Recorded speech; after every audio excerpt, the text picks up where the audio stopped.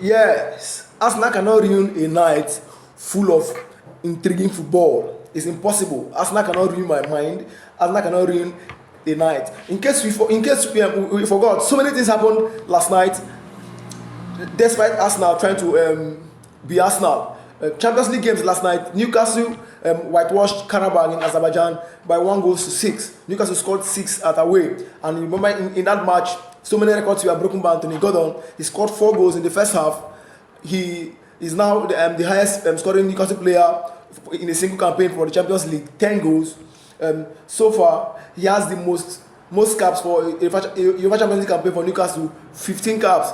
Anthony Gordon, a different baller in the Champions League, 10 goals just behind Kylian Mbappe. And what more? What a night. 6-1. That game, that particular leg, that particular contest is over. Also, Bodo versus Inter Milan. Of course, Norwegian Giants. These guys out of nothing. If you watch their trajectory from seasons back, they've been progressing from the Europa League, from the Conference League to the Europa League to now the Champions League. Consecutively, they've come for the Champions League, and you've been seeing their improvement. This same Bodo Glimt defeated Manchester City just recently. Now, what a performance against Inter Milan. No pressure, no fear. They played their football. I was telling somebody, I said, these people just reminds me of how the Gunners in the days of the Thierry Henry and the Dennis Beckham as in Wingers era, how they play football. They play tiki-taka football. Tiki-taka. The likes of Ronaldinho, Deco, Iniesta, Xavi, how they play their football. They don't even care who you are. They are just like the Como of Italian Serie A. They play their ball, and of course, they got their result. 3 goals to 1. Even though in San Siro, Inter Milan can actually overturn the scoreline, but again, they don't fear you. They come out to play their football. So good one, Bodo Glimt, 3 goals to 1. First leg. Second leg should be like next week.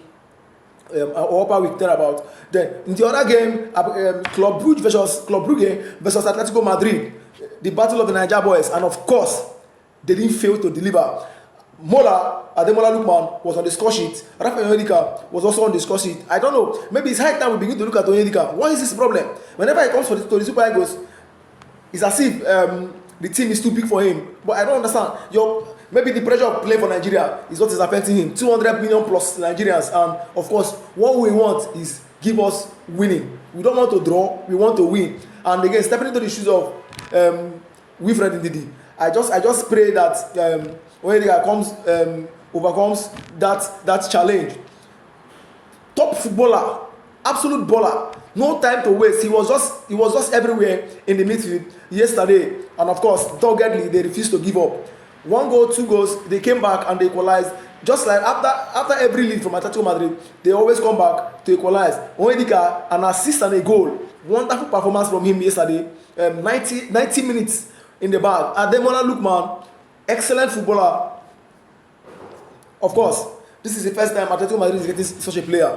After his signing, he's been scoring and he's been assisting. Interesting game. All to play for in the second leg. First leg score 3-all.